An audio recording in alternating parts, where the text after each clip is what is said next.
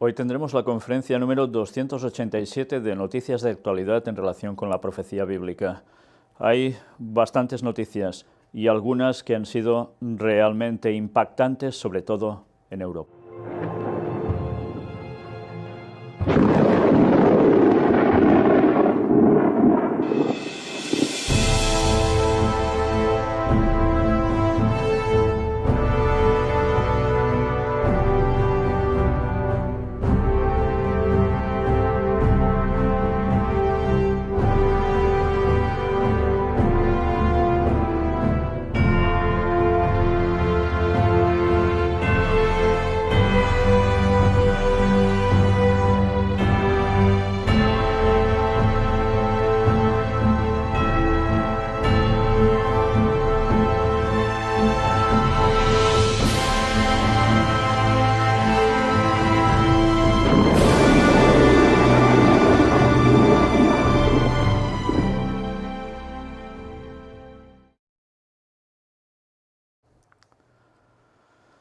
Pues como os decía, hay noticias bastante impactantes que han tenido que ver precisamente con Europa, pero que también han tenido lugar otras en muchos otros lugares, valga la redundancia, que realmente son para mostrar y que todo está denotando cómo el tiempo verdaderamente se está terminando.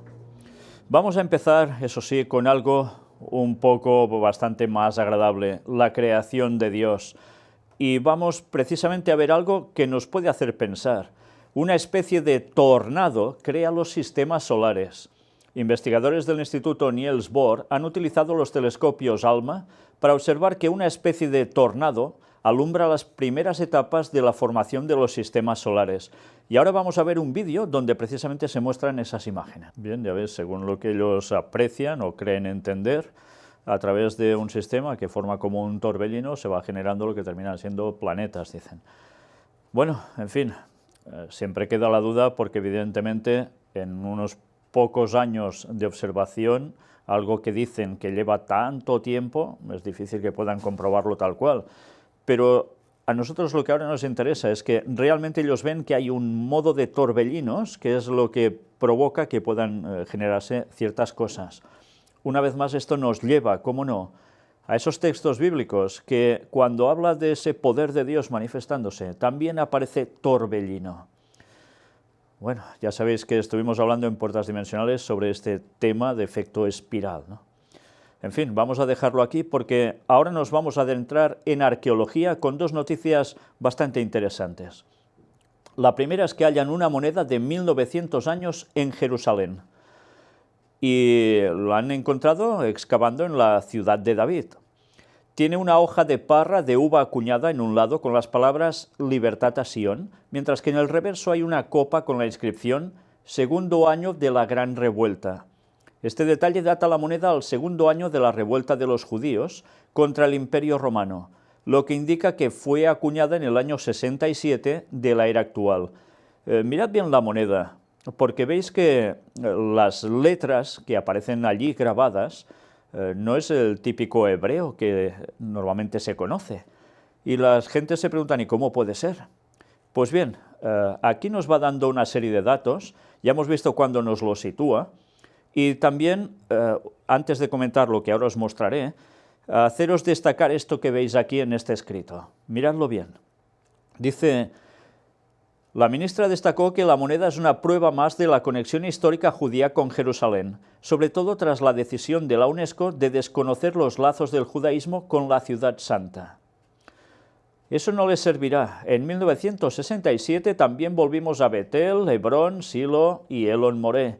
Todos esos lugares con reivindicaciones judías han sido identificados como asociados a los judíos, lugares donde estuvieron nuestros ancestros, donde Yoshua bin Nun, Josué, y los jueces reinaron, donde los profetas profetizaron, y por supuesto donde hemos retornado a nuestra Jerusalén unificada. Una vez más, ellos están utilizando la arqueología para demostrar que verdaderamente los judíos estuvieron en esa tierra, en contra de lo que dicen algunos, que ellos jamás estuvieron allí o que prácticamente no pintaban nada en ese lugar. Bien, la Biblia es clara, la historia también, la arqueología también, y algunos aún siguen negándolo. Pero a pesar de todo, mirad lo que os quería mostrar al respecto sobre esta moneda. Mirad en qué está escrito. Es el idioma paleohebreo. ¿Y qué es el paleohebreo? Pues es una rama del alfabeto semítico antiguo, Abiat, y relacionado cercanamente al alfabeto fenicio. Se remonta al siglo X a.C., o antes incluso. Fue empleada como escritura del idioma hebreo por los israelitas, quienes más tarde se dividirían en los judíos y samaritanos. Los judíos reemplazaron el alfabeto paleohebreo por el hebreo cuadrado. Los samaritanos, que ahora suman menos de 1000 personas, siguen utilizando un derivado del alfabeto paleohebreo conocido como el alfabeto samaritano. Ya veis que son datos interesantes y que nos están haciendo ver, y algunos esto lo desconocen totalmente, que antes del hebreo, que todo el mundo conoce, había el paleohebreo. Con lo cual, esto ya puede hacer pensar a muchos en ese tipo de personas que creen que el nombre de Dios y el nombre de Jesús tiene que ser tal y cual, etcétera, etcétera. Bueno, pues evidentemente hay datos históricos que denotan que el hebreo proviene también de un idioma un poco anterior también en su escritura. Aquí hay todo el abecedario, tal como está en hebreo, tal como está en paleohebreo y cómo se leería en español. Ya veis que cambia el grafismo. La inscripción más antigua que se conoce del alfabeto paleohebreo fue descubierta en la piedra de la pared en Tel Zayit, en el valle Bet Guvrin, en las tierras bajas de la antigua Judea. Las 22 letras fueron talladas en un lado de la piedra de 38 libras, 17 kilos. La siguiente sería el calendario de Gezer, fechado a finales del siglo X a.C. La escritura del calendario Gezer tiene un gran parecido a las semejantes inscripciones fenicias contemporáneos de Biblos. Son visibles claras características hebreas en la escritura de las inscripciones moabitas de la estela Mesa. Las inscripciones hebreas del siglo VIII presentan muchos rasgos específicos y exclusivos, lo que lleva a la conclusión de los eruditos modernos de que ya en el siglo X a.C. el alfabeto paleohebreo ya se utilizaba por amplios círculos de escribas. A pesar que solo se han encontrado unas cuantas inscripciones hebreas del siglo X, la cantidad de material epigráfico a partir del siglo VIII muestra la extensión gradual de la alfabetización entre la gente del reino de Israel y el reino de Judá.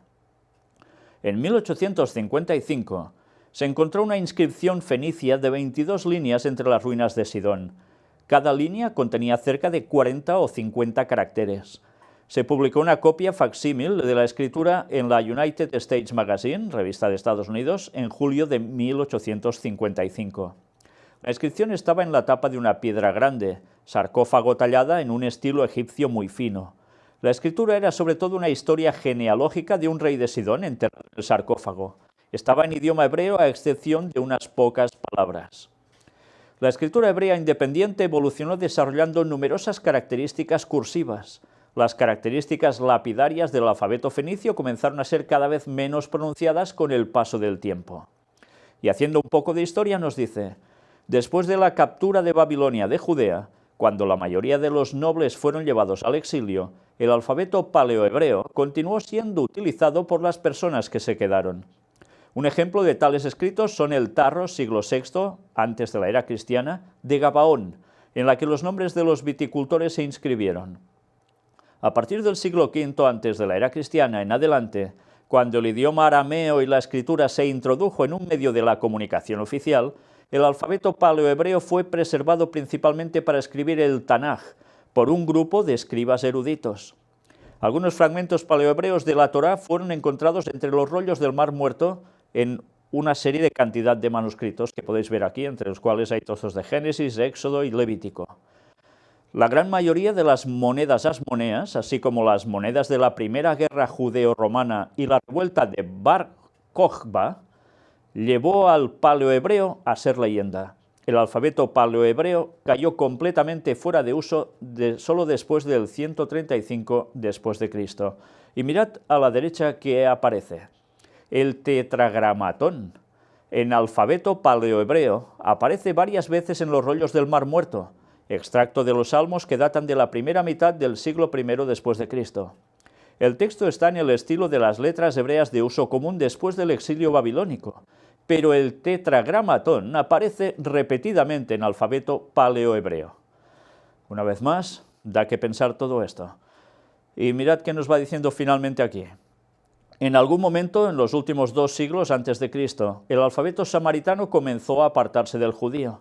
A diferencia de los judíos, los samaritanos han continuado utilizando esta escritura para la escritura de ambos textos hebreos y arameos hasta el día presente. Una comparación de las inscripciones samaritanas más antiguas, las medievales y los manuscritos modernos, claramente indican que la escritura samaritana es una escritura estática que se utilizó principalmente para libros. Y mirad a la derecha el recuadro donde se ve el tetragramatón en alfabeto paleohebreo, usado antes del exilio babilónico, de 1100 a.C. al 300 después de Cristo. Ya veis cómo se escribe, ¿eh? Qué diferencia. Los sabios del Talmud no compartían una postura uniforme sobre el tema del paleohebreo. Algunos afirmaron que el paleohebreo fue el guión original utilizado por los israelitas en la época del Éxodo, mientras que otros creían que paleohebreo simplemente sirvió como un recurso provisional, en un momento en el que el guión original, la escritura asiria, se perdió. De acuerdo con ambas opiniones, Esdras el escriba, 500 a.C., introdujo o reintrodujo la escritura asiria para ser utilizado como el alfabeto primario para el idioma hebreo. Los argumentos dados para ambas opiniones tienen sus raíces en la tradición judía escrita y o la tradición oral. Una tercera opinión en el Talmud afirma que el guión no cambió por completo. Parecería que el sabio que expresó esa opinión no creía que el paleohebreo alguna vez existió, a pesar de los sólidos argumentos que lo apoyan. Su posición se basa en un versículo bíblico, lo que hace referencia a la forma de la letra Vav.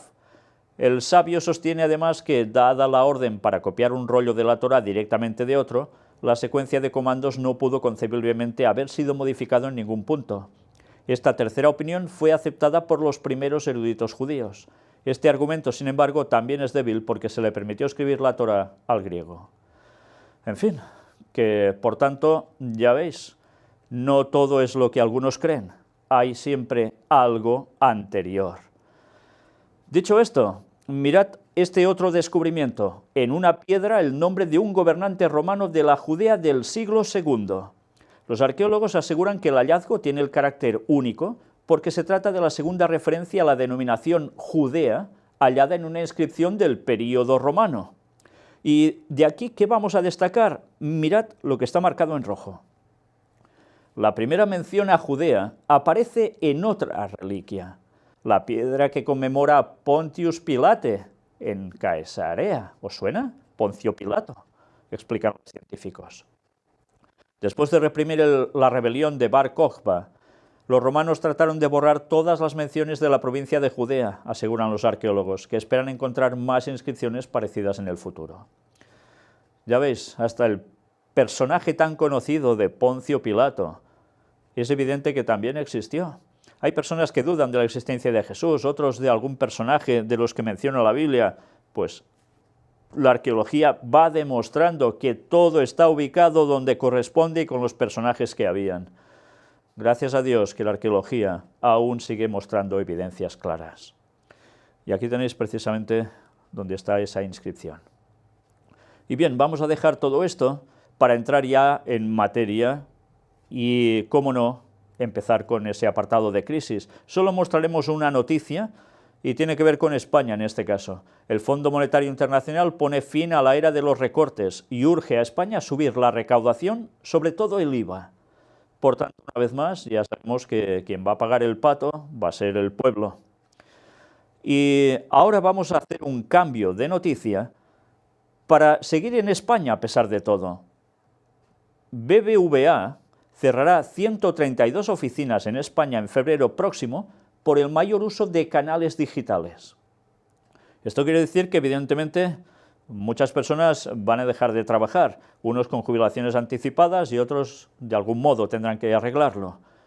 Pero esto dicen que no es por el tema de crisis, sino porque la gente cada vez más utiliza canales digitales para obrar a través del banco o en el banco. No se personean a las oficinas tal cual. Entonces, ¿Qué sucede? Sobran oficinas. Esta es la excusa general y clave para suprimir no solo locales de oficinas, sino además personal. Mucho más beneficio para un banco, desde luego. Y eso sí, dicen que el servicio es tan bueno, ¿no? Pero ¿sabéis a qué está llevando todo?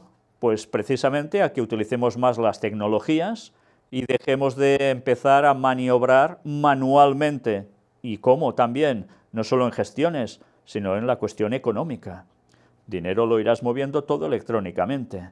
Ya veremos después, hacia el final de la conferencia, más noticias que tienen que ver con todo esto. Ahora apartado para Cataluña. Ya sabéis, cuando decía la profecía Daniel 2, mas no se unirán, que siempre esas tensiones entre Europa. El Tribunal Constitucional suspende el plan para convocar un referéndum de independencia en Cataluña. Era de esperar, era lo lógico que se pronunciaran así, pero esto evidentemente no ha terminado en este modo, aún sigue. Forcadell dice, ningún tribunal puede impedir que en el Parlament se debata sobre independencia. Ya sabéis que la presidenta del Parlament precisamente está en una situación pues un poco complicada a nivel jurídico con España. Siguen con lo mismo, ellos seguirán y dicen que cómo puede ser que se ponga en duda lo que se está votando en un lugar o sencillamente que se dé acceso a poder debatir sobre cualquier tema en un parlamento, lo cual cortaría toda la esencia de la democracia. Claro, esto lo ven por un lado unos así, por el otro lado los otros lo ven como una insurrección, y como siempre así vamos a seguir aún una temporadita. Pero después sale el presidente de la Generalitat de Cataluña y dice, el señor Puigdemont, asegura que el referéndum se celebrará en 2017 de manera indiscutible, sí o sí.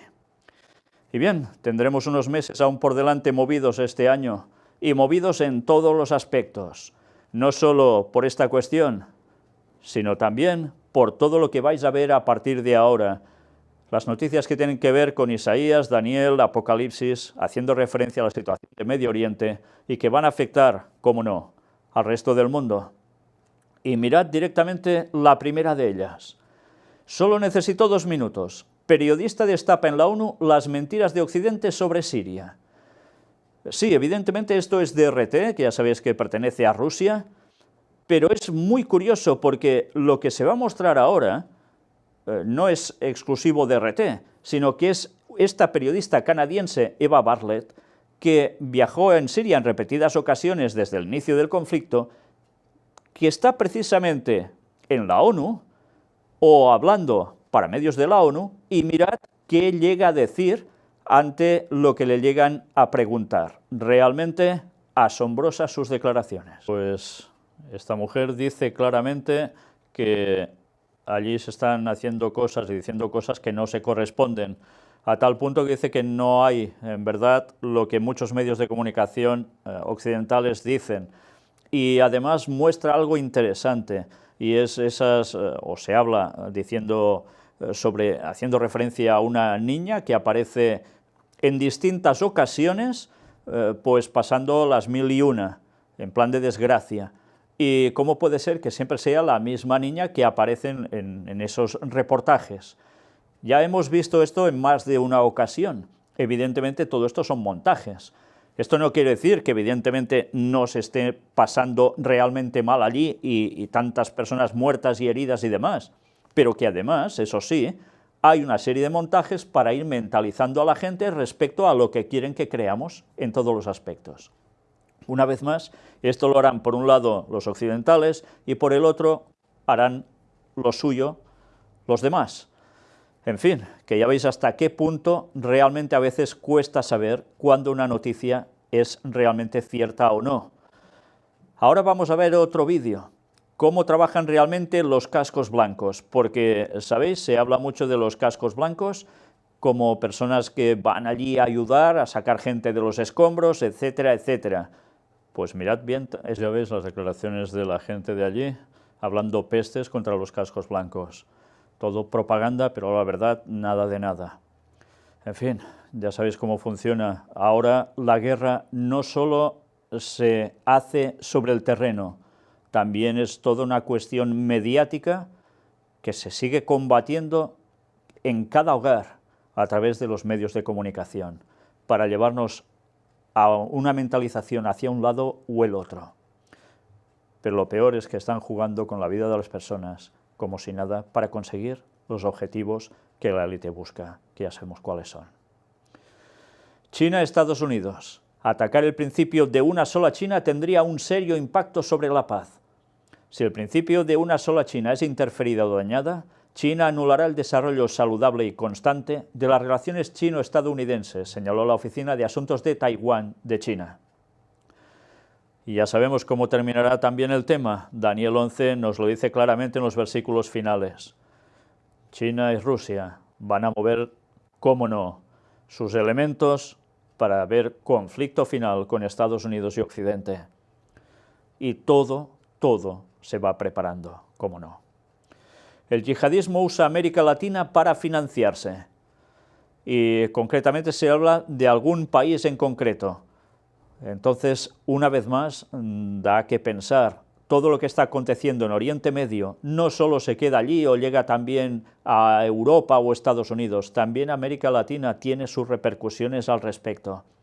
Y en algunos lugares, como Trinidad y Tobago, hablan que también están participando de lo mismo. En fin, entre otros países, por supuesto. Pero aún hay más cosas. Mírate esto, porque si ha habido algo es muertes a montones. 70 miembros del Estado Islámico murieron tras bombardeo en Mosul. Pero también ha habido intentos de matar a gente. Un niño de 12 años detenido por intentar estallar una bomba en un mercado navideño en Alemania. Y esto ya fue, bueno, para algunos algo tremendo. Había preparado un artefacto casero con clavos dentro de un bote para explotarlo, etcétera, dicen los medios de comunicación. No lo consiguió, pero había estado siendo preparado por gente islamista radical. Pero han habido más cosas. Al menos 12 soldados muertos por un ataque yihadista en Burkina Faso. Y una niña con un cinturón explosivo atenta en Damasco. Una niña. Ya veis hasta qué punto también están utilizando a las criaturas para hacer esto. Una niña de 7 años. Y evidentemente ya podéis imaginaros qué sucede. 3 muertos, 5 heridos. Asesinan a tiros a 5 empleadas de un aeropuerto en Afganistán. También aún se preguntan qué sucedió realmente, qué pasó, por qué. Más de 40 cadáveres de miembros del Estado Islámico llegan a la morgue de Mosul. Al menos 13 muertos y 55 heridos por el atentado contra un autobús con militares en Turquía. Ya ves que Turquía va apareciendo reiteradamente. Pero mirad también en Bélgica, detienen a 10 adolescentes sospechosos de preparar atentados terroristas. Las fuerzas de seguridad abaten a 7 criminales en la capital de la República Rusa de Chechenia. También en Rusia llega todo esto. Mueren 49 soldados en un atentado suicida contra un cuartel en Yemen, la antigua Etiopía bíblica, que aparece también en Daniel 11, cómo no. Y en Jordania elevan a 14 los muertos, incluyendo a 4 terroristas. Fueron a un lugar, mataron incluso a una turista canadiense que estaba por allí, y fueron a refugiarse a ese castillo de los templarios que está en Jordania, y allí terminó todo como terminó, con todos estos muertos. Y aún ha habido más. Al menos 3 heridos en un tiroteo en un centro de oración musulmán de Zúrich, en Suiza. Aún se preguntan el por qué y quién lo hizo. Pero con todo esto viene quizás una de las noticias que más ha chocado y que sigue aún en boca de todos. Un camión irrumpe en un mercado navideño de Berlín y causa al menos 12 muertos. Era un mercado navideño, ya os podéis imaginar, donde vendían arbolitos de Navidad, figuritas y lo que sea. Pues entró un camión a toda velocidad, cuentan los que se han salvado y los testigos, y arrasó. Bueno, fue abatido, dicen, alguien que iba en la cabina que parecía un copiloto, pero ahora han surgido más comentarios al respecto y vamos a ver qué se dice aún de todo esto. Porque ha acontecido algo más. Muere tiroteado Andrei Karlov, el embajador ruso en Turquía, como venganza por Alepo. Si la otra noticia conmocionó, esta ya también ha terminado de generar un bucle tremendo para preocupar a todo el mundo, porque ahora estamos hablando directamente de un embajador ruso en Turquía. Y realmente es impresionante. Dicen que el agente de policía que aparece en las imágenes detrás de él, como allí custodiándole la espalda, un chico de 22 años, de los cuerpos de antidisturbios turcos, pues resulta que hace algo, saca la pistola y le pega un tiro por la espalda, y después de proferir unas palabras en árabe, dicen: no se olviden de Alepo, no se olviden de Siria, a menos que nosotros estemos todos seguros, perdón, en turco, dijo, ustedes tampoco sentirán seguridad, vuelvan, vuelvan, todos aquellos que compartan esta opresión y tortura pagarán por ello, exclamó el hombre tras disparar varias veces contra el diplomático ruso. Solo la muerte me llevará de aquí, concluyó el hombre en turco, después de gritar varias veces Allahu Akbar, Alá es grande, así como otras frases en árabe antes de ser abatido. ¿Ya veis? Utilizó los dos idiomas. Y la verdad es que son imágenes escalofriantes. Si queréis miradlo, si no, ya lo sabéis. Todo el mundo sabía que iba a ese lugar, una exposición donde él iba a dar unas pequeñas palabras, fue sin escolta ni nada y terminó así. Todo esto ha traído muchas consecuencias y ahora lo iréis viendo. Pero sucedió algo prácticamente justo después. Reportan varios disparos cerca de la embajada de Estados Unidos en Ankara. La sede diplomática está a pocos metros de la sala de exposiciones donde horas atrás fue asesinado el embajador ruso en Turquía, Andrei Karlov. Y evidentemente, claro, esto ya da que pensar. Primero asesinan a este hombre y al cabo de nada, a pocos metros, en la embajada de Estados Unidos sucede ese tiroteo por ahí fuera. Dicen que detuvieron a una persona, que aún quedan muchas incógnitas, y claro, esto ha hecho decir a muchos que ¿qué pasa? ¿Es Estados Unidos el que está detrás de esto? ¿O no? ¿O quién ha sido? Y esto es para disimular, y así se ha generado todo un debate en las redes, ¿cómo no? Y evidentemente han habido declaraciones por parte de los gobiernos implicados. Putin dice: el objetivo del vil asesinato del embajador Karlov es minar las relaciones ruso-turcas. ¿Y por qué? Ya lo sabéis que hace muy pocos días firmaron el tratado para ese gasoducto que Turquía tenía implicación junto a Rusia. ¿Y qué sucede ahora? Pues veremos qué termina pasando, porque está claro que todo esto va a seguir generando una espiral de desgracias continuas por todos lados. Erdogan dice: la idea del asesinato del embajador ruso es empeorar las relaciones entre Moscú y Ankara.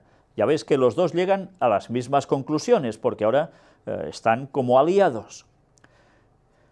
Tal vez no fue casualidad que el asesino del embajador ruso le disparara por la espalda.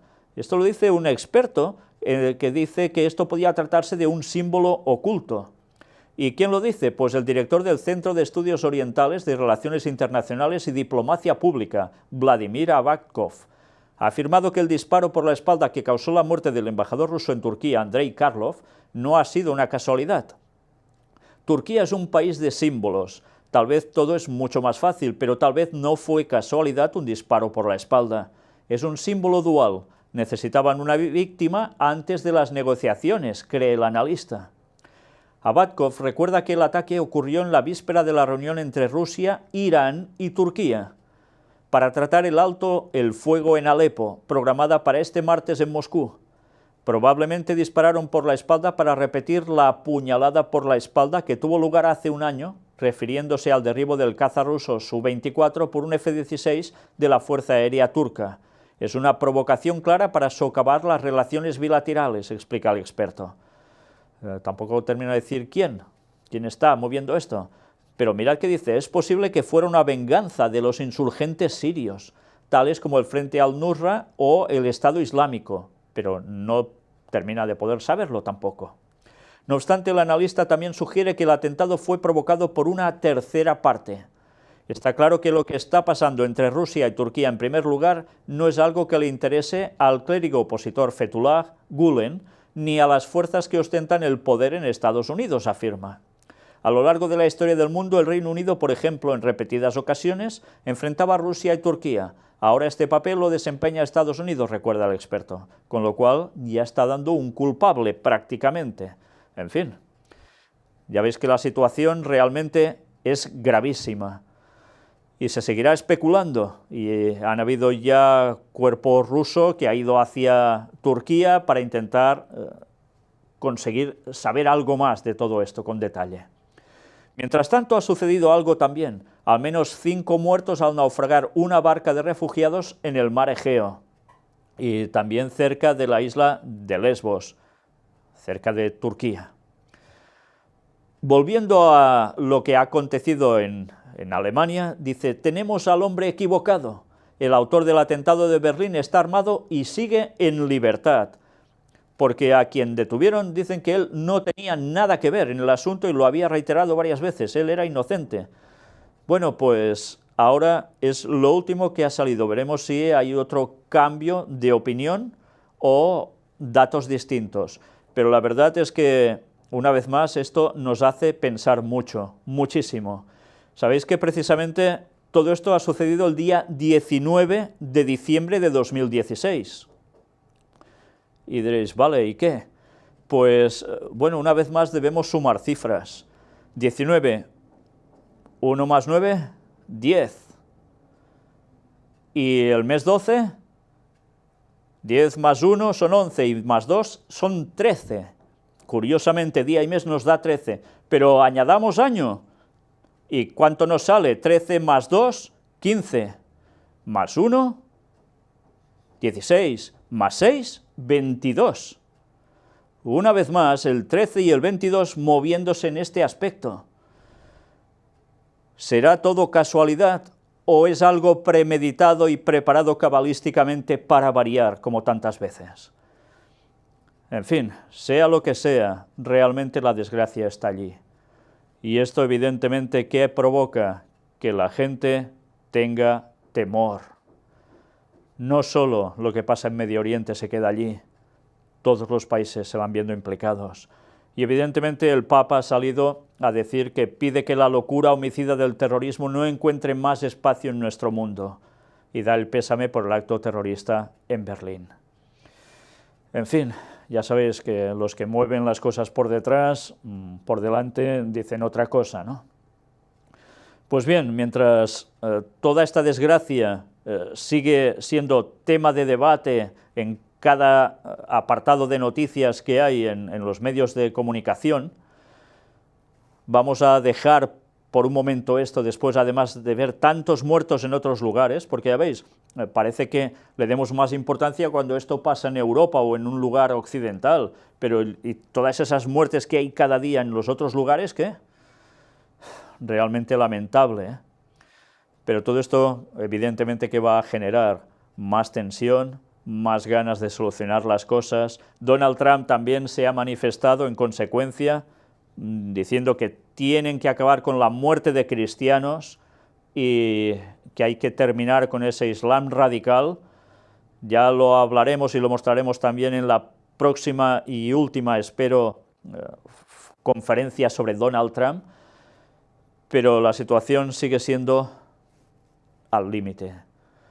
Y veremos cómo hay algunos presagios, o así los llaman, males presagios, para este año que viene, y veremos de dónde surgen, curiosamente. Pero antes, ciencia y tecnología. Un grupo de investigadores demuestra que se puede revertir el envejecimiento a través de un proceso de reprogramación celular. Han conseguido alargar la vida en ratones, pero claro, dicen que luego aplicar esto a humanos es un poco más difícil. Dice que el envejecimiento no evoluciona en una sola dirección, tiene plasticidad.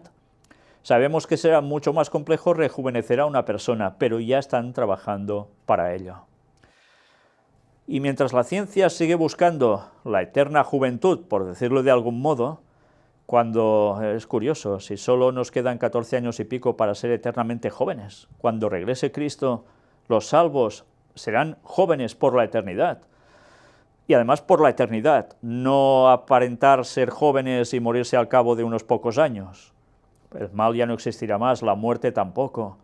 Y esa gran esperanza que tiene el cristiano es lo que sigue motivándonos a tirar adelante y a reconocer en las promesas de la palabra de Dios y de Jesucristo que Él volvería, vendría a buscarnos. Y eso, 2031, el año en que se cumple, esos 6000 años desde la entrada del pecado en el cual Jesús va a regresar, nos quedan 14 años y pico. Imaginaos si todo ese gasto que se hace en mundo científico, sabiendo esto, se podría emplear en alguna otra cuestión. En fin, la lástima es que las personas no se preparen para ese evento y quieran ir poniendo parches en su vida para solucionar lo insolucionable. Si no es lo soluciona Dios, eso no lo arregla nadie. Y me estoy refiriendo a la eternidad. Y encima con juventud. Mirad este otro invento. Desarrollan un gigantesco robot andador tripulado en Corea del Sur.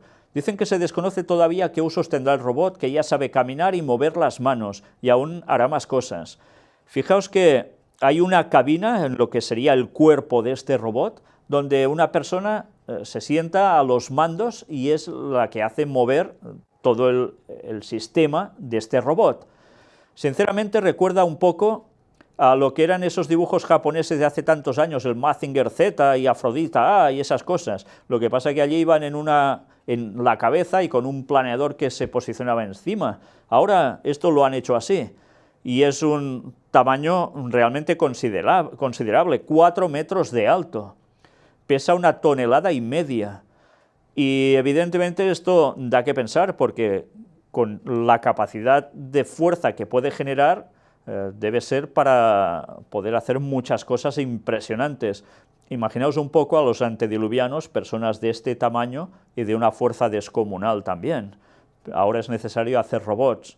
Antes el ser humano era capaz de hacer lo que algunos de estos robots quizás podrán llegar a hacer.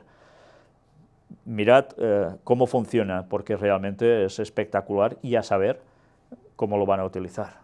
Pues ya veis, es realmente espectacular. Veremos para qué terminan utilizándolo.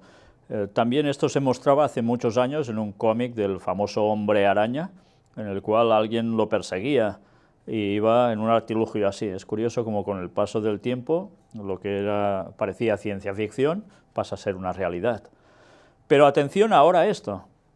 Una mujercita de otra dimensión. La nueva solución para los solitarios.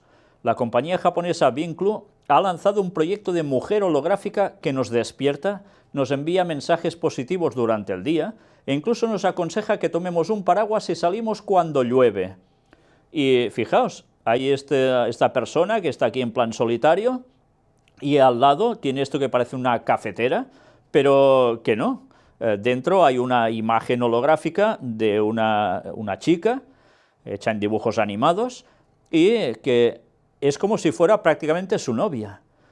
Ya sabéis que en Japón, evidentemente, pasan cosas extrañas en todo este sentido, y aún veremos más después. Son una sociedad un poco peculiar en este sentido. Pero lo curioso es hasta qué punto, cuando allí cada vez hay más personas que están en plan solitario, como en tantos otros lugares, pero allí de un modo muy especial, están buscando como alternativas a tener una pareja de verdad. ¿Y a qué acuden para conseguir solucionar esto? Pues mirad, esta es la última innovación al respecto. Pues ya lo veis, es realmente sorprendente. Le envía a través del móvil mensajitos, se corresponden. Cuando le advierte además del tiempo para que coja un paraguas, le dice también que va a llegar en 10 minutos y a través de conexiones es capaz de encenderle las luces de la casa. Bueno, ya veis, todo para que alguien te espere en casa. ¿Qué anhelo hay en las personas de no querer la soledad? Evidentemente, el ser humano es un ser social, pero ¿hasta qué punto se está llegando para dejar de lado lo que es lo normal en esta vida y para lo que fuimos creados, que es relacionarse con personas y no con objetos que quieran ser personas? ¿Hasta qué punto llegará la demencia? Pues desde luego ya estamos viendo que todo cada vez es más estrambótico. Mirad este otro invento. Quadrofoil, la futurista moto que vuela sobre las aguas. Hay una firma eslovena que ha encargado este vehículo, lo ha desarrollado y ha anunciado que habrá una edición limitada de su producto disponible el año que viene. Viene a ser como una moto de agua pero eléctrica y además funciona de un modo distinto. Tiene como estas 4 patas que hace que sea capaz de ir por encima de las olas. 40 km por hora es la velocidad que llega a alcanzar y a los 12 kilómetros ya sus hidroalas levantan la moto sobre el agua y así dice que surca las olas con facilidad. Otra cosa es si esto puede llegar a funcionar cuando hay mala mar, ¿eh? En fin, eso ya es otra historia, pero se enchufa como cualquier electrodoméstico y se carga enseguida. Vamos a ver las imágenes que aquí veis en esta fotografía, porque desde luego como invento atrayente lo va a resultar y mucho. Ya veis, además puede ser biplaza. Bien, no contamina, no hace ruido, una maravilla para que si estás por el agua te atropellen con más facilidad y ni te enteres.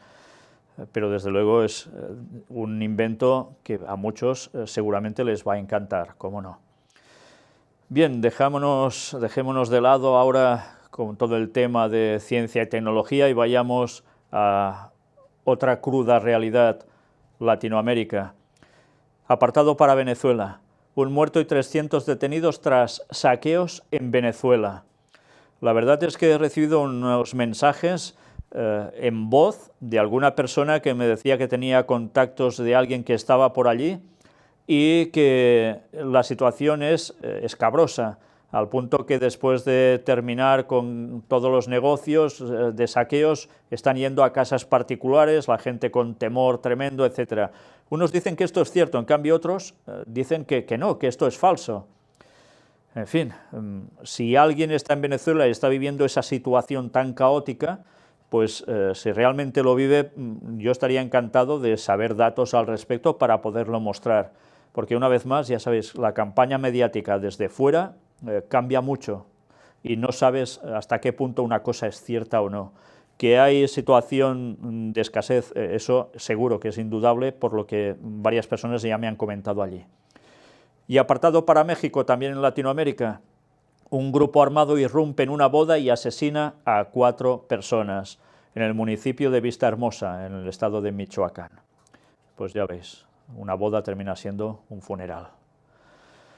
Y ahora entramos en el apartado como en los días de Noé, de Sodoma y Gomorra, donde todo iba de mal en peor, violados por los dueños e invitados. El terrible secreto de los niños bailarines afganos. La extrema pobreza del país favorece que explotadores sexuales se aprovechen de los adolescentes más desamparados. Un informe denunciando la situación ha traído un rayo de esperanza para estos niños. Los cogen, les dicen que les van a dar una buena instrucción, los embaucan con promesas de educación, trabajo, etc. Y después resulta que lo que hacen con ellos es, ya os lo podéis imaginar.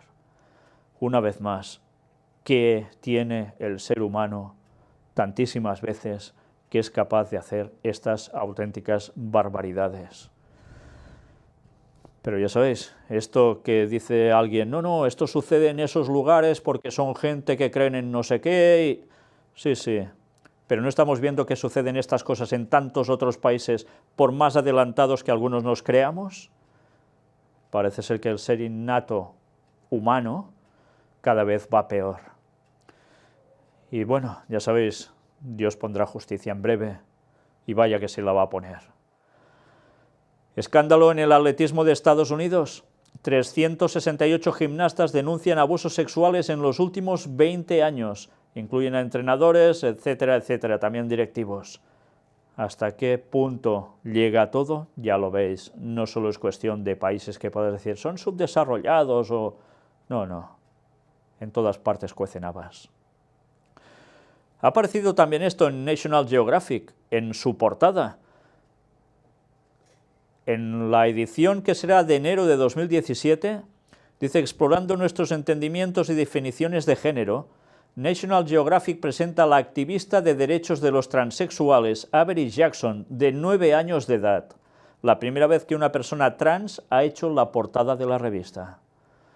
En fin, una vez más, todo para que se genere debate, para que todo vaya en consonancia con lo que algunos quieren, y ya sabéis, National Geographic, de lo que estuvimos hablando hace ya no recuerdo ni en qué conferencia, como vinculados a sociedades secretas, a masonería, y en definitiva, ¿qué apoyan? Pues ya lo veis. Como siempre, moviendo a quien haga falta. Atención ahora a esto. Cuando el Hijo del Hombre viniere, hallará fe en la tierra. ¿Recordáis estas palabras de Jesús? Aparecen en Lucas 18:8. Pues él dice, os digo que pronto les hará justicia. Y verdaderamente esto ahora va a ser realmente pronto, en pocos años. Pero ¿qué más sucede? ¿Hallará fe en la tierra el Hijo del Hombre cuando vuelva en su segunda venida? Mirad esta situación, porque evidentemente denota que hay personas que la fe no la tienen para nada. Esfumarse y no volver más. Un extraño fenómeno de la sociedad japonesa. Una vez más, hacemos referencia ahora a Japón. Numerosos nipones tiran la toalla y toman una decisión que cambia para siempre sus vidas y la de sus seres queridos. Se estima que desde mediados de los años 1990, cerca de 100.000 japoneses desaparecen voluntariamente cada año. Se trata de personas que no pueden afrontar la vergüenza de haber perdido su empleo, un divorcio, grandes deudas o simplemente haber suspendido un examen en la universidad. Esto los corroe a tal punto que lo dejan todo y desaparecen. Hay incluso una situación también de, mirad, vamos a leer el caso porque es realmente tremendo. Norihiro es un hombre de 50 años que vive ya una década desaparecido. Cuando se esfumó había perdido su trabajo. Sintió mucha vergüenza al verse obligado a contárselo a su familia, por lo que decidió continuar con su vida como si nada hubiese pasado.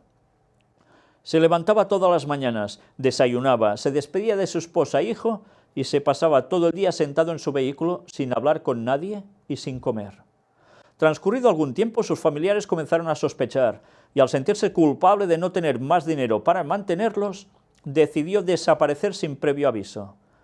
Prefiere pensar que su familia cree que se quitó la vida en Aokigahara, conocido como el Bosque de los Suicidios. Ya veis qué nombre le dan, ¿eh? Ahora vive con otro nombre, en una habitación sin ventanas, bebiendo y fumando sin parar. No quiero que mi familia me vea en este estado. Mírenme, no soy nadie. Si muero mañana no quiero que nadie me reconozca, confiesa. Lamentable, ¿verdad? Muy lamentable. Buscando evitar sus problemas, los japoneses se mudan a otras ciudades como Sanya, un suburbio del distrito de Tokio donde la población cuenta con empleos mal remunerados y vive en pequeños hoteles en los que se prohíbe hablar a partir de las 6 de la tarde. Algunos lo llaman una sociedad dentro de otra sociedad. La desaparición voluntaria de personas se ha convertido en otro de los problemas sociales para un país que cuenta con un índice de suicidio del 60% mayor que el promedio mundial y en el que entre 60 y 90 personas se quitan la vida diariamente. La verdad es que es tremendo. ¿Estas personas necesitan o no necesitan a Dios urgentemente? Claro que lo necesitan. Los suicidios ya sabéis que es algo que está ya tan común, incluso en lugares tan avanzados. ¿Y por qué suceden? Desesperación. Creer que uno ya no puede seguir adelante e incluso ya ni se plantean que Dios puede estar allí para darles una mano. Ya lo dejan todo por perdido. Y se quitan la vida o, como hacen estas personas, desaparecen para no pasar oprobios y cómo terminan. ¿No es Cristo la solución de este mundo? Claro que sí. Y cada vez queda más claro. Pero también queda claro a su vez que cada vez menos personas quieren saber de Él.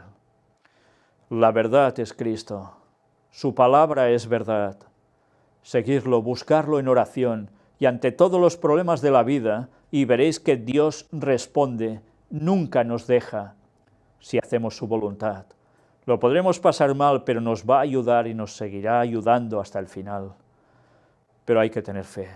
Y la fe no se consigue porque sí, se consigue trabajándola, orando, estudiando la palabra de Dios, intentando hacer su voluntad. Y Dios ya te va poniendo situaciones que irás superando, irás creciendo como persona, irás creciendo como cristiano, y llegarás a ir a ese punto de santificación en el cual verdaderamente podrás sentirte uno con el Señor. Y recordar que siempre hay personas que te pueden ayudar, hermanos en la fe, que están para esto. Y eso es lo que debemos hacer siempre, apoyarnos unos a otros. Pero por desgracia el cristianismo auténtico cada vez existe menos. Apartado para accidentes. En Indonesia, al menos 13 personas mueren al estrellarse un avión militar en la provincia oriental de Papúa. Ya veis qué racha llevamos de aviones que van cayendo. Lluvias e inundaciones. El temporal de Levante se cobra 5 vidas, una en Murcia y 4 en Comunidad Valenciana. Todo esto en España. Aún siguen habiendo las lluvias intensísimas. Y ahora vais a ver un vídeo, si queréis, donde hay una persona que intenta abrir su coche para sacarlo, parece ser, de esa riada inmensa que cae. Y lo advierten, mientras lo filman, lo advierten desde un balcón, parece ser, o una ventana, que qué hace, que no haga eso, que está loco. ¿Por qué? Pues porque lo más fácil es que las aguas se lo llevaran. Y así aconteció. Fue a parar al final de la calle hasta el mar, y allí pereció. Si queréis mirar las imágenes, pero ¿sabéis por qué os la pongo? Porque es bueno que tengamos esto presente. Nadie es inmune, y las cosas materiales que les den morcilla, literalmente, que les den morcilla. ¿No es primero la vida?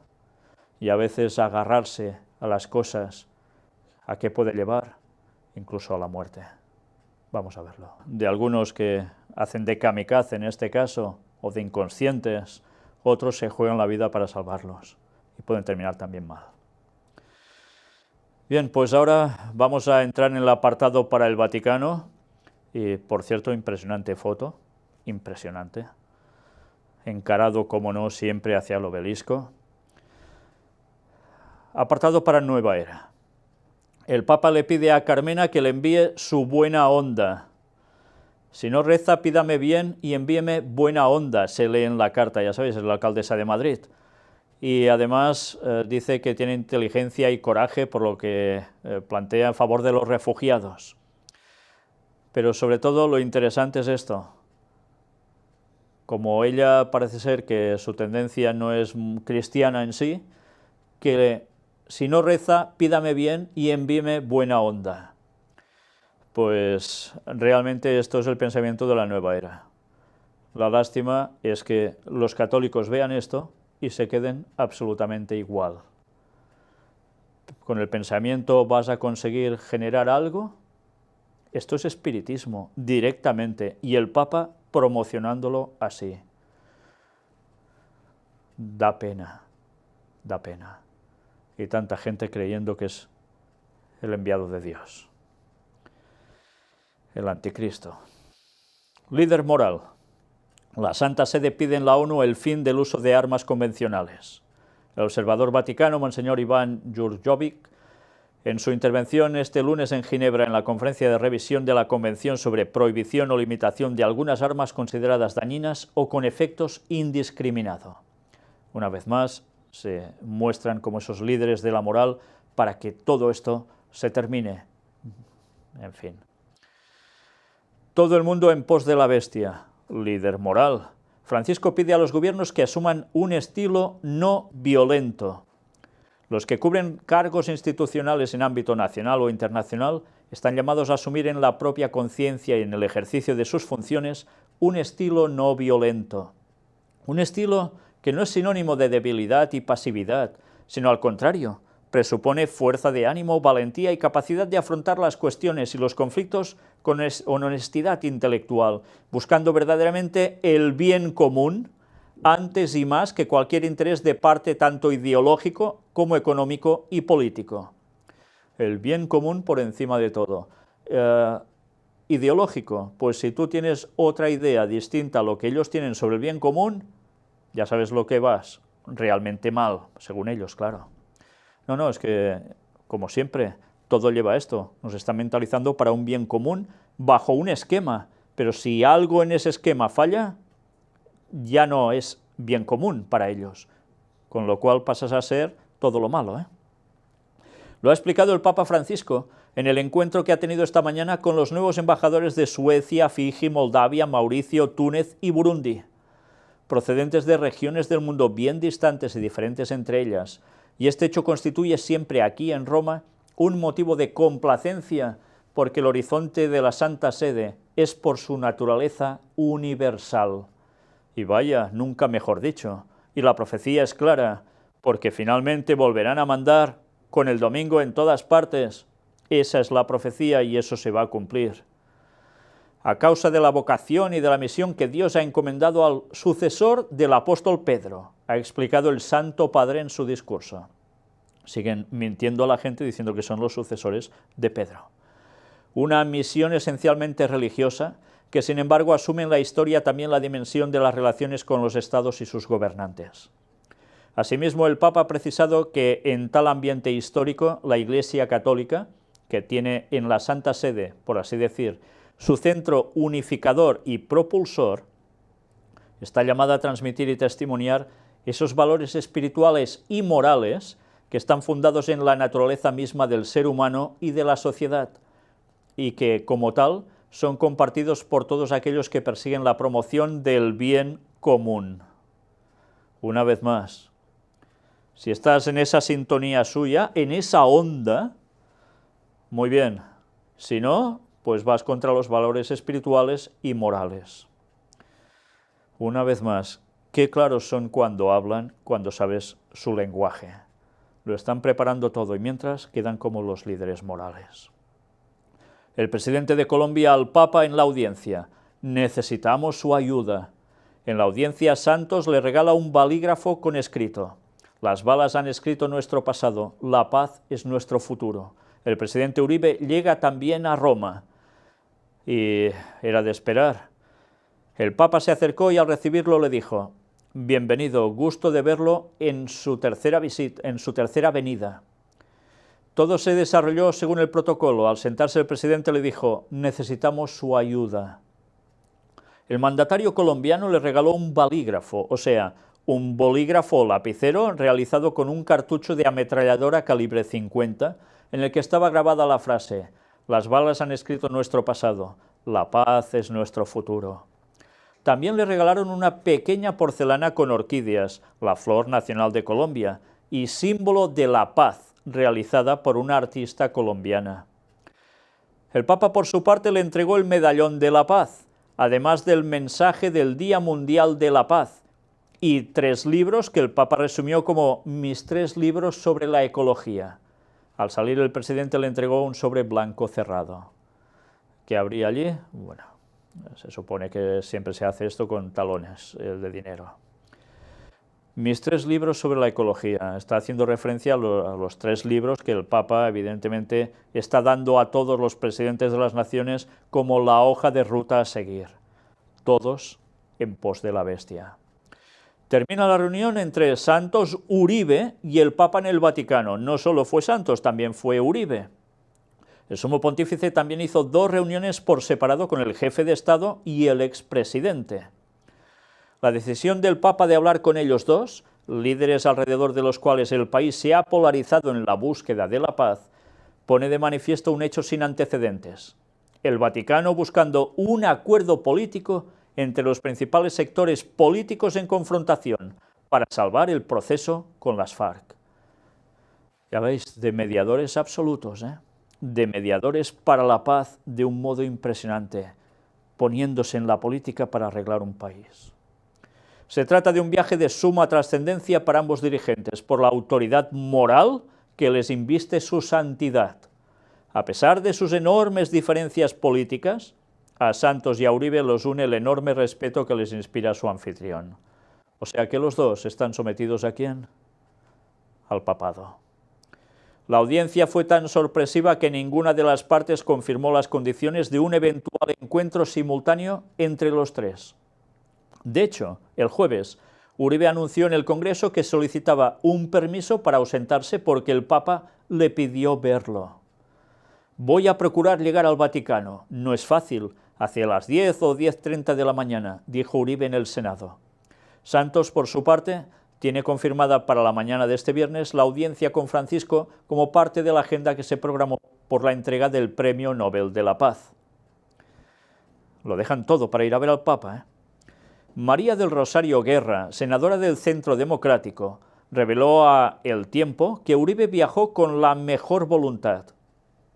El presidente Uribe nos dijo que bajo ninguna circunstancia le haría un desaire al Santo Padre. A la cita Uribe va con el mismo documento que hace unos días le envió al Papa con sus reflexiones sobre el proceso de paz. Para Cristo, la audiencia de este jueves en el Vaticano es clave para que en Colombia se pueda avanzar en algo en lo que ha insistido el gobierno desde la firma del Acuerdo de Paz en el Teatro Colón, que es la necesidad de un acuerdo nacional para la implementación de los acuerdos de paz. Este fue el tercer encuentro del año entre el expresidente Uribe y el presidente Santos, pero esta vez bajo la mirada de su santidad. Ya veis cómo lo dejan todo para ir a ver al Papa. Y todos se someten a lo que el Papa diga. Y como no, vamos a ver el vídeo donde aparece lo que hablan de ese diálogo sincero. Tras bien, después de ver esas imágenes en los cuales evidencian que alguien está mandando por encima de todo, de cualquier gobernante y sobre todo ahora de un modo manifiesto en Colombia. Fátima.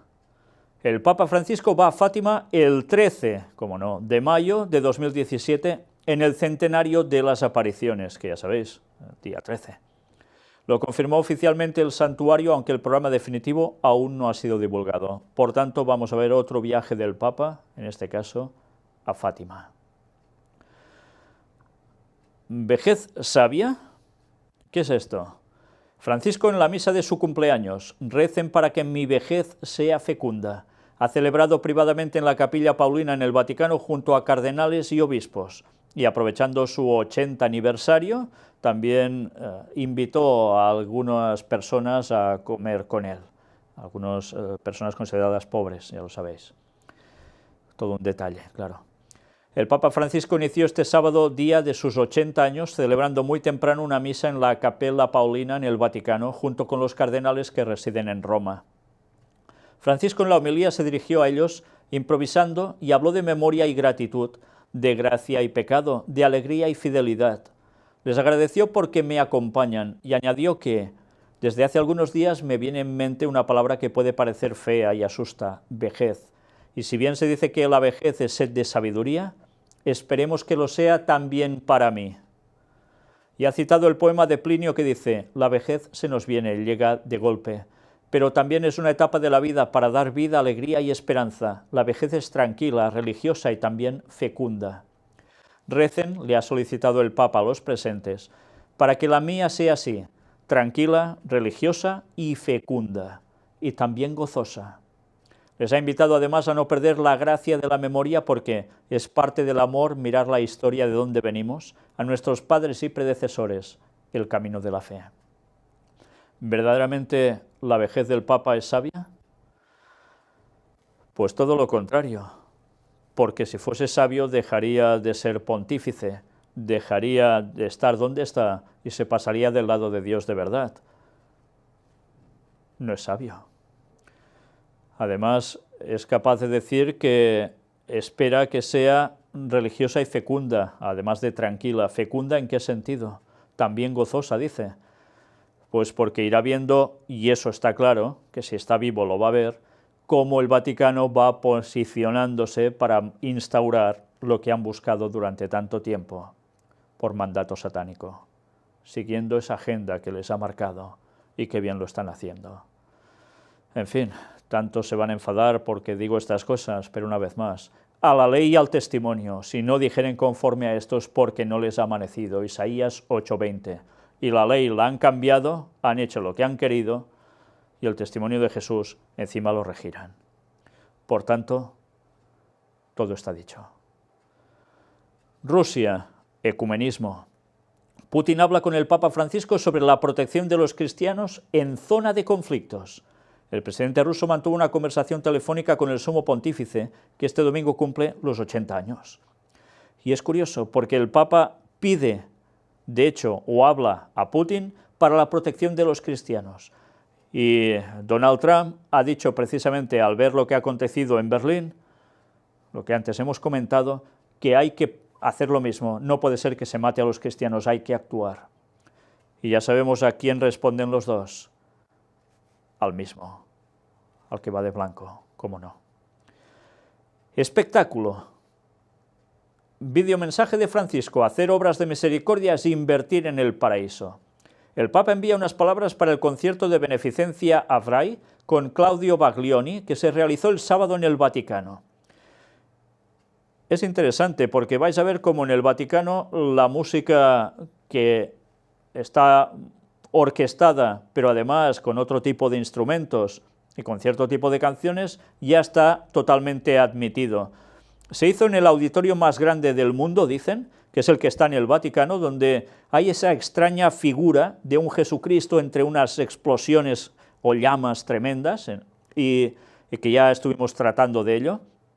Se ha hecho el concierto en ese lugar, para beneficencia, eso sí, pero además me gustaría que os fijaseis en el tipo de música, sí, pero también en lo que hacen los asistentes y en el espectáculo de luces montado allí. Realmente el Vaticano está haciendo unos cambios para llegar a la gente de un modo impresionante. Mirad a ver si hay mucha diferencia entre esto y iglesias pentecostales y otros lugares de iglesias evangélicas y otras que están haciendo prácticamente lo mismo. ¿Ya lo veis?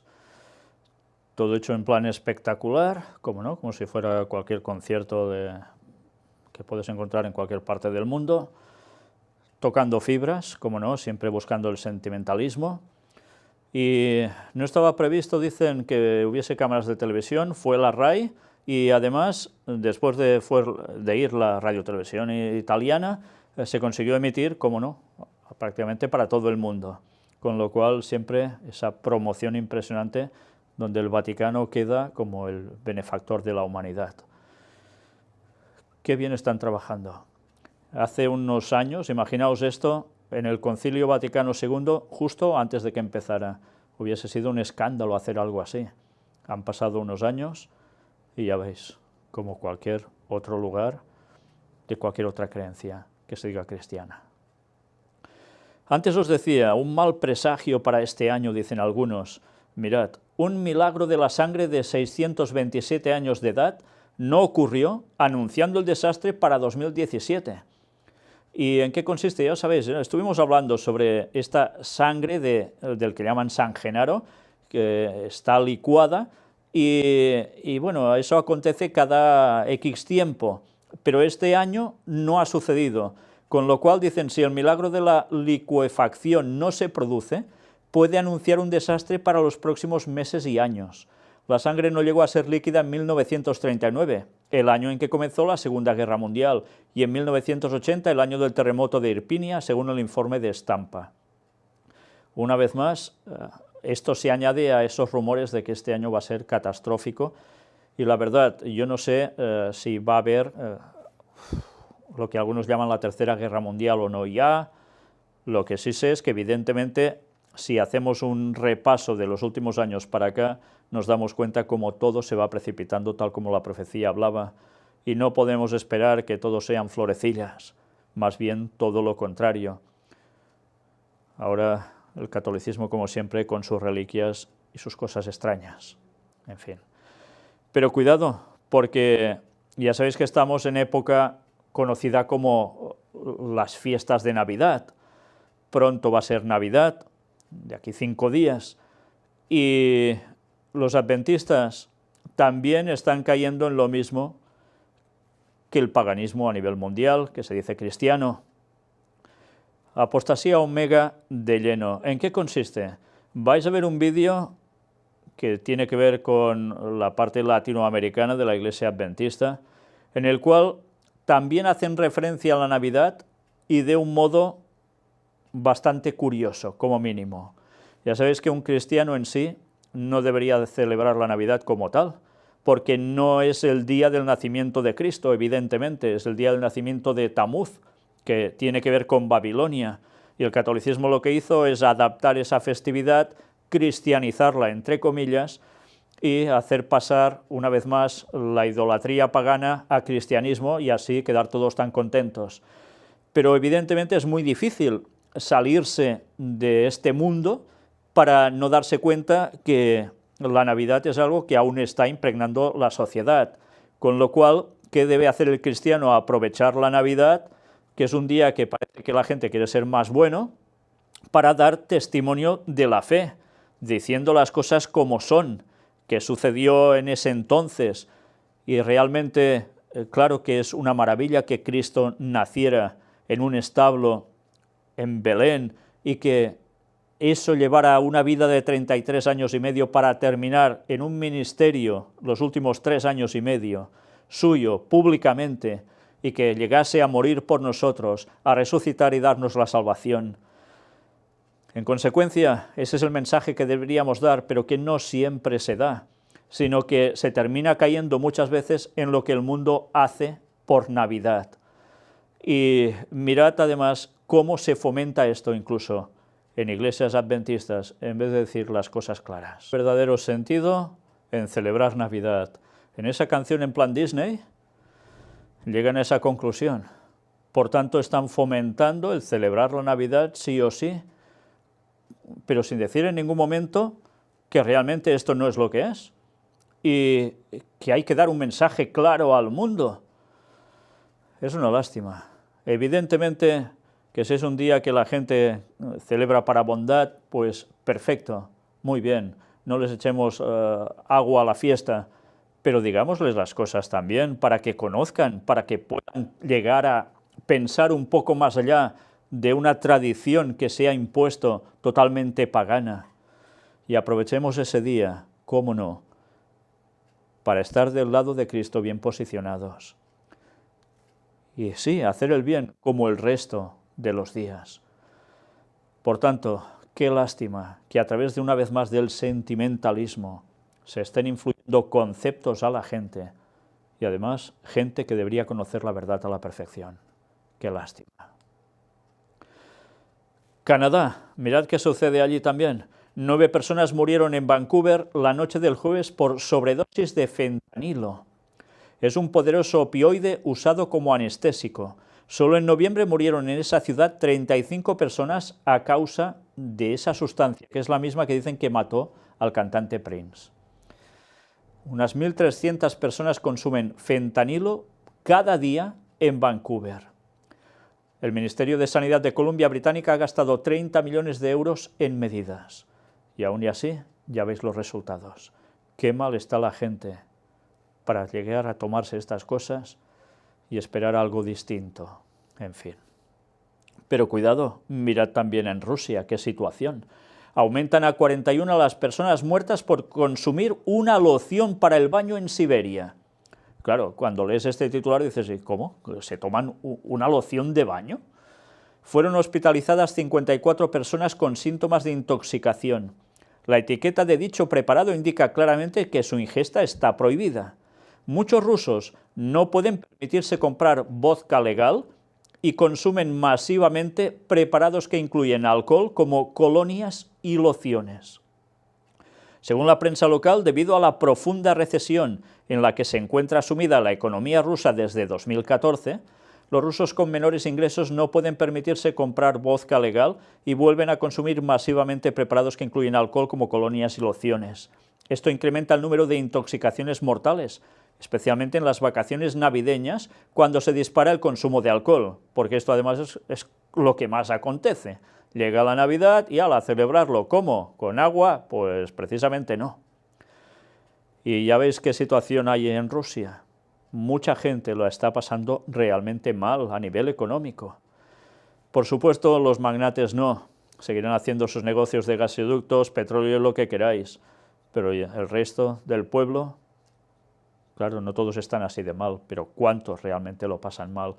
¿Y a qué se acogen? A seguir bebiendo alcohol. Una vez más, ¿por qué no acogerse a Dios? Y no hace falta todo esto. Pero así está el mundo. ¿Hallará fe en la tierra cuando vuelva Cristo?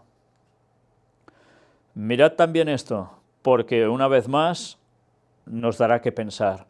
Referente a Estados Unidos, un entrenador de un equipo de los que juegan un deporte que juegan famoso allí, recibe una reprimenda por por hacer una oración de rodillas durante el encuentro, o cuando iban a jugar con todo su equipo.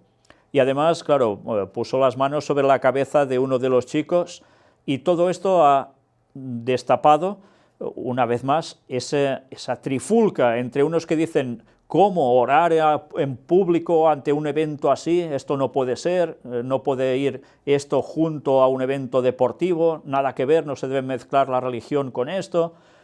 Y claro, ha recibido fuertes críticas este hombre. Una vez más, todo esto nos lleva a lo mismo. Hay algo que va a suceder en Estados Unidos, que ya ha empezado hace un tiempo y va a ir a mucho más. Y desde luego con Donald Trump parece ser que llevamos de carrera hacia ese camino de lleno. ¿Y en qué consiste eso? En ese falso reavivamiento, debido a la presión que hay sobre el cristianismo, cada vez más acuciado allí.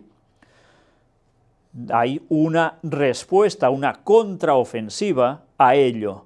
¿Y qué se está haciendo? Pues fomentar que se replique ante todas estas situaciones, que se reivindique otra vez el cristianismo y, por tanto, vuelva a mandar a nivel estatal.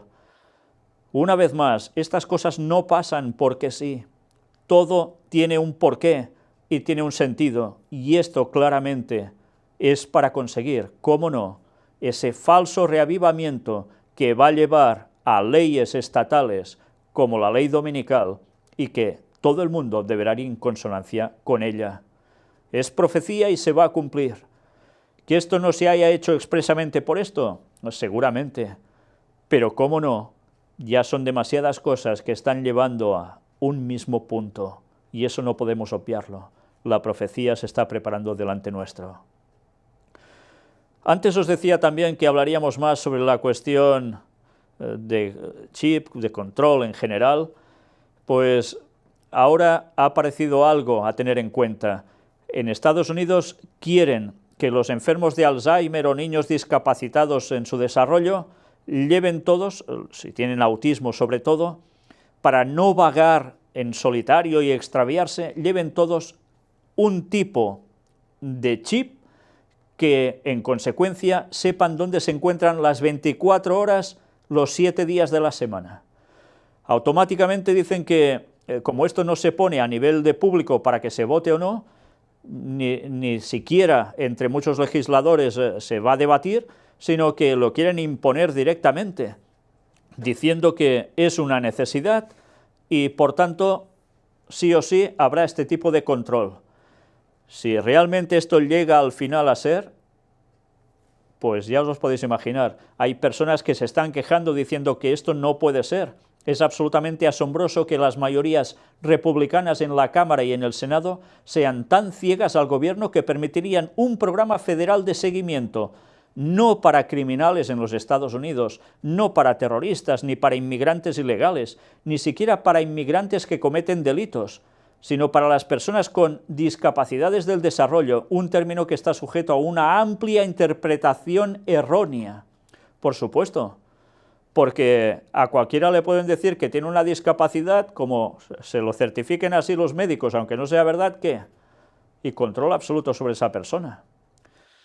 El país de la libertad cada vez va a dejar de ser ese país de la libertad con más fuerza, para todo lo contrario. Pero cuidado, porque si hemos visto antes en esa noticia que el BBVA en España cerrará sucursales porque la gente todo lo hace cada vez más en plan electrónico, abren en un shopping un local que no aceptará efectivo. Estamos hablando de Argentina ahora. Es el primer punto de venta propio de una firma de mochilas y bolsos. Y esta es la tienda en cuestión. No aceptarán efectivo. Todos los cobros de la tienda de Legión extranjera pasarán por Mercado Pago Point, un dispositivo que se conecta a la entrada auricular de cualquier smartphone o tablet y transforma automáticamente al dispositivo en un terminal de cobro, permitiendo aceptar tarjetas de crédito y ofrecer facilidades de pago a sus compradores. Marcelo Fagalde, de Pagos Móviles de Mercado Pago, opinó que el sistema permite a cualquier comercio transformar un celular en un punto de cobro de tarjetas de crédito. La solución ofrece hasta 12 cuotas sin intereses con más de 20 bancos. Queremos impulsar este tipo de iniciativas que hacen más seguros y simples los procesos de pago y reducen la necesidad de utilizar efectivo. Por tanto, queda claro, cada vez más el dinero en efectivo irá desapareciendo. Todo el pago en electrónico. Y recordemos lo que dice la profecía, el que no lleve la marca, ¿qué? ¿Podrá hacer transacciones comerciales? No. O llevas la marca de la bestia o no tendrás acceso comercial a nada. Y eso solo se dará a los que quieran guardar el domingo, lo acepten. Los que digan que no, que el sábado es el día de Dios, van a quedar al margen y van a ser proscritos de la sociedad, con todo lo que vendrá además después. Todo va llegando. Y si aún no creéis que eso va a suceder, preparaos, porque lo más seguro es que lo vais a vivir en muy pocos años, porque el regreso de Cristo se acerca. Una noticia para el lado oscuro. Bueno, más de una. Un maratón de coaching en Las Rozas para ayudar a los desempleados a reinventarse. El presentador del evento, que se celebrará en el Auditorio Joaquín Rodrigo, será la atleta Chema Martínez. ¿Y qué hacen con esto? Pues sobre todo está encarado a las personas que no consiguen tener perspectivas de trabajo o quisieran seguir superándose, etcétera, etcétera. ¿Qué métodos van a utilizar para ellos? Pues además se utilizan herramientas como el mindfulness, una técnica para aprender a concentrarse y alcanzar los objetivos. Y que ya sabéis en qué consiste. En verdad, todo esto tiene vinculación con el espiritismo. Mirad los libros que hay sobre mindfulness, la gente que ha sido instruida a través de esto, y mirad, ojead esos libros y veréis que prácticamente, sí, mezclan palabra de Dios, porque es curioso, lo hacen, pero además con espiritismo, para que la gente crea que realmente las cosas le van a cambiar de un modo sorprendente. ¿Y qué hace la gente? Pues mirar eso y decir, oh, esto está bien, es atractivo, puede funcionar. Y empiezan a entrarles los conceptos del espiritismo sin darse cuenta. Después diles tú que sigan los caminos de Dios. Por un lado o por el otro, hasta en estas cosas que parecen tan simples, Satanás está metiendo baza. Un sacerdote pagano consigue lucir cuernos en su foto del carné de conducir. Sí, parece de risa, ¿eh? Después de que se le negara el derecho a llevar unos cuernos en la foto de su carné de conducir, este religioso ha conseguido el reconocimiento de las autoridades estadounidenses. Es un sacerdote pagano, de cuestiones satánicas, y ya lo veis, se pone unos cuernos en la frente, primero no le aceptan hacer la foto así, y finalmente, pues sí, por cuestiones legales, se lo puede hacer. ¿Hasta qué punto se está llegando, no? En fin, una vez más, no dejamos de sorprendernos porque Satanás está poniendo las botas por todos lados. Pero atención a esto. Madre Esperanza, la religiosa que leyó el alma de Jacqueline Kennedy. Entrevista con José María Zabala, autor del libro Madre Esperanza, los milagros desconocidos del alma gemela del Padre Pío. Del Padre Pío ya habíamos hablado, ya sabéis, ese señor que tenía el don de bilocación. Estaba en un lugar y se aparecía en otro a la misma vez. Qué cosas, ¿eh? Si encontráis en la Biblia algo parecido, decídmelo. Pero para ellos esto es una cuestión divina. En fin, pues mirad esto. Vamos directamente a la parte que nos interesa, de esa entrevista que le hacen. Además de dar a conocer a la Madre Esperanza, ¿qué ofrece este libro? Por ejemplo, el testimonio escrito ex profeso para el libro de los padres de Francesco María. el niño cuya milagrosa curación sirvió para que el Papa Francisco autorizara el decreto de beatificación a la Madre Esperanza en 2014. Y muchas más cosas. El día en que la Madre Esperanza empezó a vomitar sangre, llegando a empapar 4 toallas enteras, sabiendo que faltaban escasas horas para que el turco Ali Akka atentase contra Juan Pablo II en la plaza de San Pedro el 13 de mayo de 1981. Aquella misma madrugada avisaron al médico personal de la religiosa, Tommaso Vaccarelli.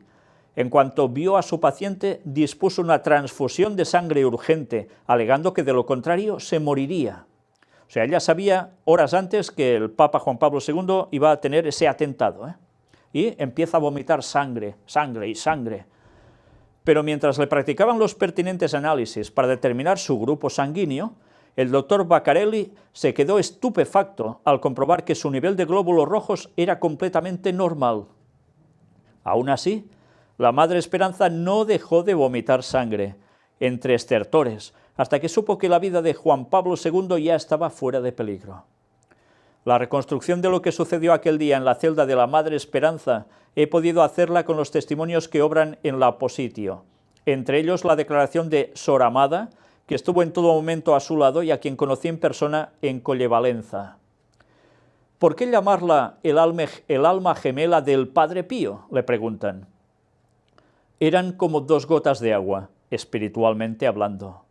Ambos tuvieron los estigmas de Jesucristo en manos, pies y costado durante más de medio siglo, así como el don de bilocación, la posibilidad de estar en 2 lugares distintos al mismo tiempo, el de introspección de conciencias, curaciones milagrosas, profecía, y en el caso de la Madre Esperanza también multiplicaba alimentos con los que daba de comer a más de 3.000 personas cada día en Roma durante la Segunda Guerra Mundial.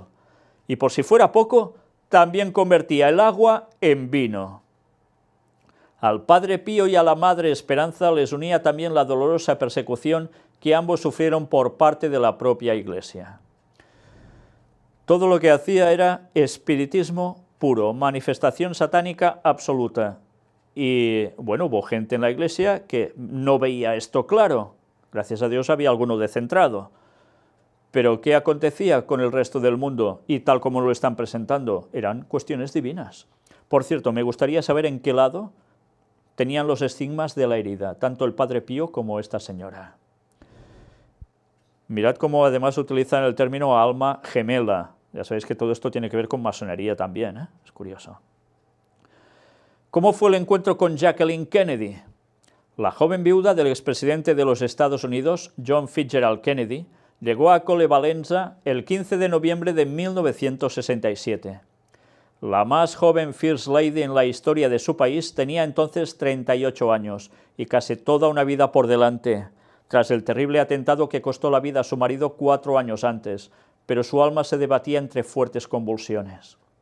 Le acompañaba aquel día el embajador español ante la Santa Sede, Antonio Garrigues y Díaz Cañabate, a quien las malas o tal vez indiscretas lenguas atribuían entonces un romance inconfesable con la bella y elegante dama norteamericana.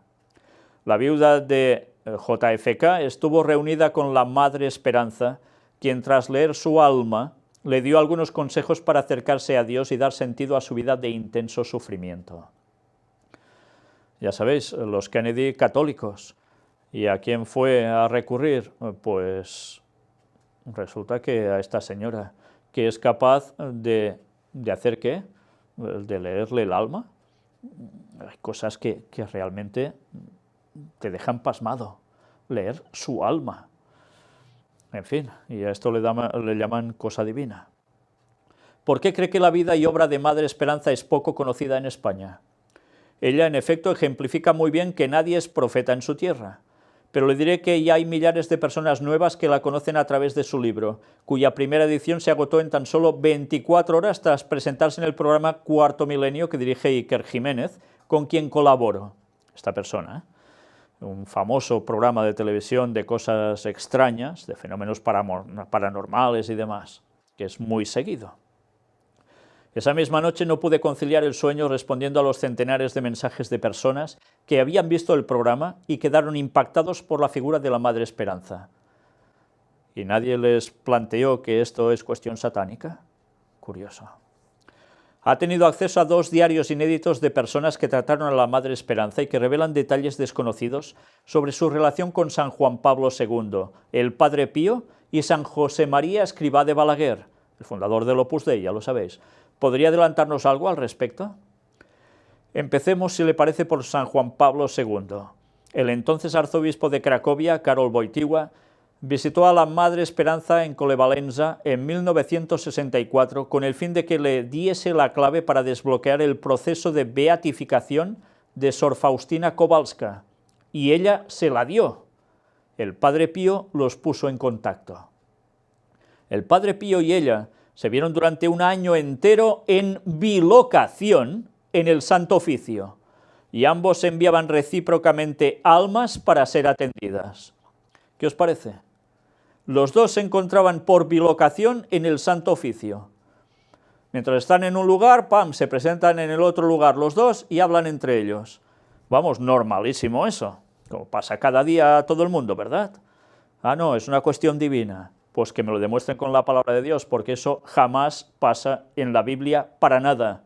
Todo esto son los demonios trabajando de lleno. Pero claro, como prefieren pensar que quien tiene estigmas ya es un santo, madre mía.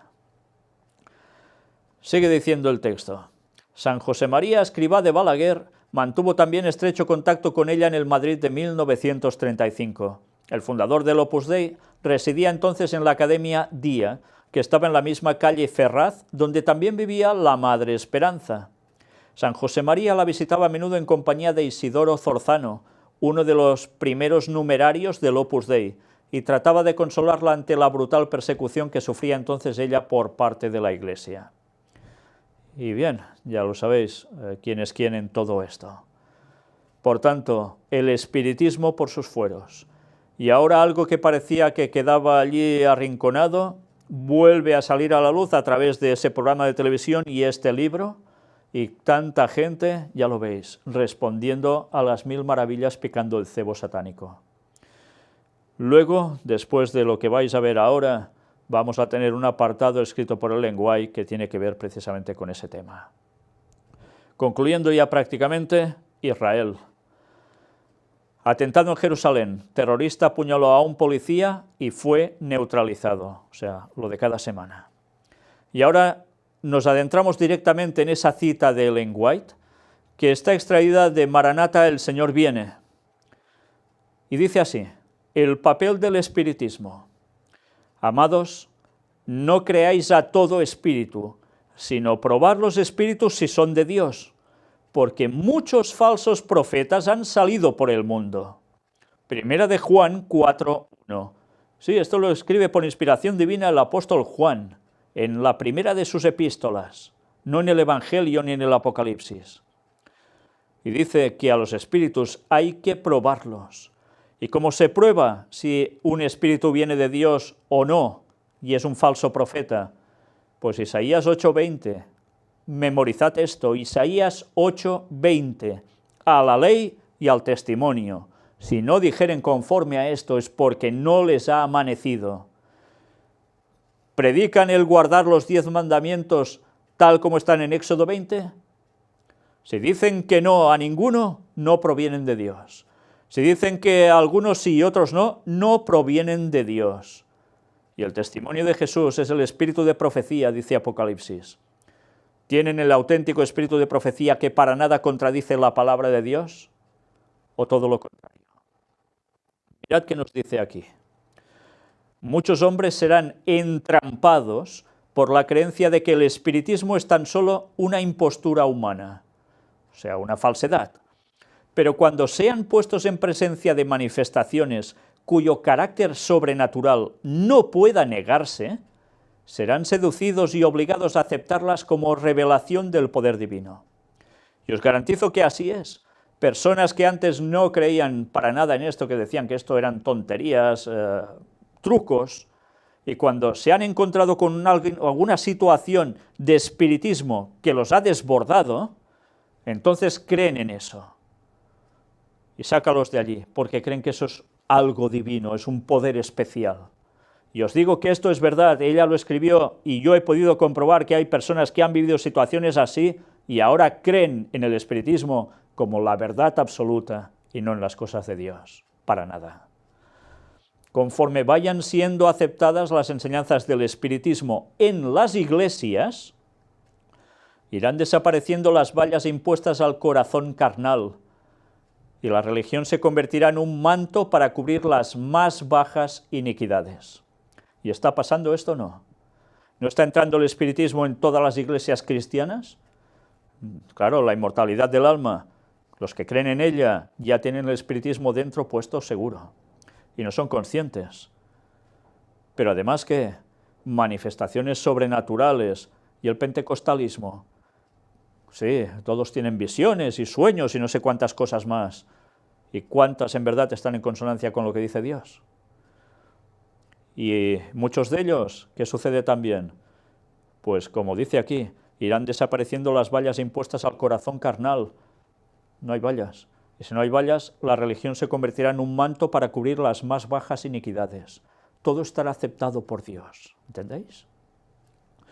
La creencia en las manifestaciones espiritistas abre el campo a los espíritus seductores y a las doctrinas de demonios, y de este modo se dejarán sentir en las iglesias las influencias de los ángeles malos. Y eso ya está pasando, y pasará aún más. Doctrinas de demonios dentro de lo que parece ser cristianismo. Y de mal en peor, cómo no. Y los ángeles malos poniéndose las botas. Los predicadores populares no pueden resistir con éxito al espiritismo. No tienen nada con qué proteger a sus rebaños de su influencia nefasta. Gran parte de los tristes resultados del espiritismo recaerá sobre los ministros de esta época, porque han pisoteado la verdad y preferido las fábulas. Está hablando de los predicadores, pastores, curas, que en vez de ir a la palabra de Dios y mostrar lo que hay en verdad, han aceptado eso, fábulas. ¿Y qué? ¿Qué protección les dan a sus miembros de iglesia? Ninguna, porque como tienen creencias de espiritismo ya puestas allí, ¿cómo les pueden decir que no hagan caso de eso? Satanás ha estado preparándose desde hace tiempo para su último esfuerzo para engañar al mundo. ¿Lo hace con tiempo? Sí, pero lo ha ido preparando y el tiempo se le acaba, por tanto, va a dar el estoque final dentro de poco. El cimiento de su obra lo puso en la afirmación que hiciera Eva en el Edén: de seguro que no moriréis. En el día que comiereis de él, vuestros ojos serán abiertos y seréis como Dios, conocedores del bien y del mal. Esto es lo que aparece en Génesis 3, 4 y 5, lo que le dijo Satanás, utilizando de medium a la serpiente, a Eva. No moriréis, seréis como dioses.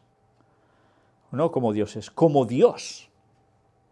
Lo mismo que dice que la nueva era, todos somos dioses. Solo eso y la inmortalidad del alma. Ya está aquí, no moriréis. No, si te mueres, en verdad se muere un momento el cuerpo, pero tú ya pululas por otro sitio. Es el gran engaño satánico. Ya se dio para hacer caer a la mujer en el Edén. Nada ha cambiado, solo se ha puesto al día. Pero el trasfondo es el mismo, la inmortalidad del alma como cierto. Poco a poco Satanás ha preparado el camino para su obra maestra de seducción, el desarrollo del espiritismo. Hasta ahora no ha logrado realizar completamente sus designios, pero lo conseguirá en el poco tiempo que nos separa del fin.